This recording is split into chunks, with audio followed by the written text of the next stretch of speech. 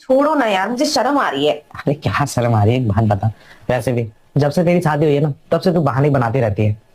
अरे यार समझा करो ना। इधर फिर पति अपने बीबी को बेड पे बैठा देता है, कहता तू ड्रामे बहुत करती हैं यार, शादी हो गई है हम दोनों की, फिर अपने पति से क्या शर्माना। बीबी कहती फिर भी यार जरूरी है रोज रोज ये सब करना। पति कहता और नहीं तो क्या, अभी तो शादी का एक हफ्ता ही हुआ है तो मेरा मन कैसे नहीं करेगा। बीबी कहती चलो फिर आज हम भी देखते हैं आपके अंदर कितना गर्मी है। लेकिन बीबी अपने पति के साथ कुछ ऐसा किया, बाप रे। अगर आपको अपने फेवरेट बाइक और अपने पापा में से किसी एक को चुनना हो तो आप किसको चुनेंगे? सिर्फ मेरे जैसा अपने पापा को चुनने वाले इस वीडियो को लाइक और चैनल सब्सक्राइब करके कमेंट में आई लव यू पापा जरूर लिखें। फिर पति के साथ वही करता है।